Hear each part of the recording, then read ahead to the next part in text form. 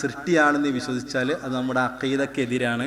എത്രത്തോളം നമ്മൾ സംസാരിക്കുന്ന ഈ സംസാരം ഉണ്ടല്ലോ, ഒരാൾ ഖുർആൻ ഓതി, അങ്ങനെ വരെ വാദിച്ച ആൾക്കാരുണ്ട്. ഒരാൾ ഖുർആൻ ഓതി, നമ്മൾ ഓതുന്ന ആ ഖുർആനിന്റെ ശബ്ദം അപ്പോൾ അതെന്താണ്? ഖൽഖാണ്. അങ്ങനെയൊക്കെ വാദിക്കുന്ന ആളുകൾ നമുക്കിടയിൽ ഉണ്ടായിട്ടുണ്ട്. നമ്മളതൊന്നും ഇതല്ല. ഖുർആൻ എന്നുള്ളത് അള്ളാഹിൻ്റെ കലാമാണ്. കലാമ് എന്ന് പറഞ്ഞാൽ അള്ളാഹിൻ്റെ ഒരു സിഫത്താണ്. അത് അള്ളാഹു സംസാരിച്ചതാണ്. അതിന് ശബ്ദമുണ്ട്. അതാണ് കലാം. വയറു മഹലൂക്കിന്, അത് സൃഷ്ടിയല്ല. ഖുർആൻ അവനിൽ നിന്നാണ് തുടങ്ങിയത്, അവനിലേക്ക് തന്നെ മടങ്ങും എന്ന് പറഞ്ഞാൽ അന്ത്യനാളിൻ്റെ തൊട്ട് മുമ്പായിട്ട് ഖുർആൻ അംഗീകരിക്കാത്ത ആദരിക്കാത്ത ആളുകളുണ്ടാവും.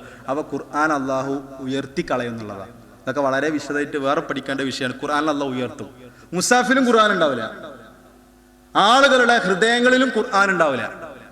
അത് നമ്മൾ അഖീദയാണ്, മനസ്സിലാക്കേണ്ട വിഷയമാണ്. ഏതുപോലെ കാബ തകർക്കണത് പോലെ കാബ തകർക്കും, അതേപോലെ തന്നെയാണ് ഖുർആന്റെ സ്ഥിതി. ഈ ആള് വന്നിട്ട് കാബന്റെ ഓരോ കല്ലുകൾ എടുത്ത് ഇങ്ങനെ കൊണ്ടുപോയിട്ട് കടലിൽ എറിയുന്ന ഒരു കാലുണ്ട്. അതേപോലെ തന്നെയാണ് ഖുർആന്റെ സ്ഥിതി. മുസാഫിലും ഖുർആൻ ഉണ്ടാവില്ല, ജനങ്ങളെ ഹൃദയത്തിലും ഖുർആൻ ഉണ്ടാവില്ല. ആ ഒരു കാലഘട്ടം വരാനുണ്ട്. അതാണ് മിൻഹു ബദ വഇലൈഹി യഊദ്. അപ്പോൾ ഇങ്ങനെ അഖീദയിൽ വിദ്അത്തുകൾ കടന്നു വന്നിട്ടുണ്ട്. അത് ഫിർഖത്തിനുള്ള കാരണമായി തീർന്നിട്ടുണ്ട്. അതോടൊപ്പം തന്നെ ഇബാദാത്തുകളിലും മുആമലാത്തുകൾ ആദിയായ കാര്യങ്ങളിൽ ബിദ്അത്തുകൾ വന്നിട്ടുണ്ട്. അങ്ങനെയുള്ള ബിദ്അത്തുകളൊക്കെ നമ്മൾ ചെയ്യേണ്ടത് ഖുർആനിലുണ്ടോ ഹദീസുണ്ടോ തെളിവുണ്ടോ നമ്മളതൊക്കെ അത് ചെയ്യുക. ഇല്ലേ, അത് എത്ര കാലമായിട്ട് നമ്മൾ ചെയ്തു വരുന്നതാണെങ്കിലും ജീവിതത്തിൽ നിന്ന് മാറ്റി നിർത്താൻ നമുക്ക് പറ്റണം. അത് മാറ്റി നിർത്താൻ. അതിനി നമ്മളെ കുടുംബങ്ങളിലോ നമ്മുടെ വീടുകളിലൊക്കെ ചെയ്യുന്നുണ്ടെങ്കിൽ ഒരു കാരണവശാലും അതിൽ സഹകരിക്കാനോ പങ്കെടുക്കാനോ പാടില്ല. ഏത് ബിദ്അത്താണെങ്കിലും. എൻ്റെ വിഷയം അതല്ലാത്തത് കൊണ്ടാണ് ഞാൻ ആ വിഷയങ്ങളിലേക്ക് പോകാത്തത്. ഒരുപാട് ബിദ്അത്തുകൾ കടന്നു വരുന്നുണ്ട്. ഇപ്പോൾ നമസ്കാരം കഴിഞ്ഞിട്ടുണ്ട് എല്ലാവർക്കും ഒരു സലാം കൊടുക്കില്ല, അതൊക്കെ പുതിയതായിട്ട് കടന്നു വരുന്ന ബിദ്അത്തുകളാണ്. അതിനൊന്നും ഒരു തെളിവുമില്ല. പണ്ഡിതന്മാർക്ക് അതിനെ ശക്തമായിട്ട് എതിർത്തിട്ടുണ്ട്. നമസ്കാരം കഴിഞ്ഞിട്ടുള്ള ഒരു സ്നേഹബന്ധം പുതുക്കുന്ന ഒരു ആചാരമായിട്ട് നമ്മളൊരാളെ കാണുമ്പോൾ സലാം പറയണ മാതിരിയല്ല. നമസ്കാരം കഴിഞ്ഞിട്ട് അതൊരു ആദത്ത്, അത് ബിദ്അത്തായിട്ടാണ് പണ്ഡിതന്മാർ. അപ്പോൾ പുതിയതായിട്ട് തുടങ്ങുന്ന ഓരോ സംഗതികളാണ്.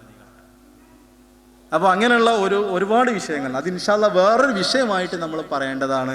കുറച്ചൊക്കെ ഖുർആനും ഹദീസും അറിയുന്നുണ്ട് എന്നിവർക്കിടയിൽ തന്നെ ഉണ്ടായിട്ടുള്ള ഒരുപാട് ബിദ്അത്തുകൾ. അതിനെക്കുറിച്ച് ഇൻഷാ അല്ലാഹ് നമുക്ക് പിന്നീട് അത് വിശദീകരിക്കാവുന്നതാണ്. ഈ കാര്യം നന്നായിട്ട് നമ്മൾ മനസ്സിലാക്കുക. എല്ലാ നൂതനമായ മുസ്ലിം ഉദ്ധരിച്ച ഹദീസ് പോലെ മൻ അമില അമലൻ ലൈസ അലൈഹി അംറുനാ ഫഹുവ റദ്ദുൻ മൻ അഹദസ ഫീ അംരിനാ ഹാദാ മാ ലൈസ മിൻഹു ഫഹുവ റദ്ദുൻ. ഈ ദീനിലില്ലാത്തത് പുതിയതായി ആര് കൂട്ടിച്ചേർത്താലും അതാ ഉണ്ടാക്കിയ ആളിലേക്ക്, പറഞ്ഞ ആളിലേക്ക് തന്നെ മടക്കണം, അവനിലേക്ക് തന്നെ അത് എറിഞ്ഞു കൊടുക്കണം എന്നുള്ളതാണ്. അപ്പോൾ വിഷയം നന്നായിട്ട് നമ്മൾ പഠിക്കുക.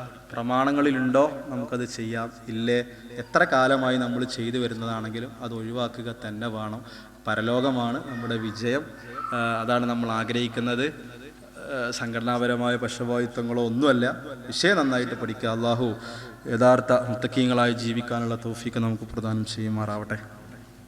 ഖുർആനും സുന്നത്തും അനുസരിച്ച് കൊണ്ട് ജീവിക്കാൻ, അതിൻ്റെ ആശയങ്ങൾ മനസ്സിലാക്കാനുള്ള തൗഫീഖ് അള്ളാഹു നമുക്ക് പ്രദാനം ചെയ്യുമാറാവട്ടെ. യഥാർത്ഥ അഖീദ ഉൾക്കൊണ്ടുകൊണ്ട് തെറ്റില്ലാത്ത മുസ്തഖീമായ റസൂലുള്ളാഹി സ്വല്ലല്ലാഹു അലൈഹി വസല്ലം പഠിപ്പിച്ച, സ്വഹാബത്ത് പഠിപ്പിച്ച ആ അഖീദ ഉൾക്കൊണ്ടുകൊണ്ട് ജീവിക്കാനുള്ള തൗഫീഖ് അള്ളാഹു നമുക്ക് പ്രദാനം ചെയ്യുമാറാവട്ടെ. അറിഞ്ഞും അറിയാതെയും ചെയ്തു പോയ എല്ലാ അബദ്ധങ്ങളും അള്ളാഹു പുറത്ത് മാപ്പാക്കി തരുമാറാവട്ടെ. രോഗം കൊണ്ട് പ്രയാസപ്പെടുന്ന സഹോദരങ്ങളുടെ രോഗങ്ങൾക്ക് അള്ളാഹു ഷിഫ കൊടുക്കുമാറാവട്ടെ. മരണപ്പെട്ടു പോയ സഹോദരങ്ങൾക്ക് അള്ളാഹു മഗ്ഫിറത്തും റഹ്മത്തും പ്രദാനം ചെയ്യുമാറാവട്ടെ.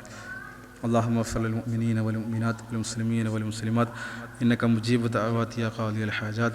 ربنا آتنا في الدنيا حسنة وفي الآخرة حسنة وقنا عذاب النار.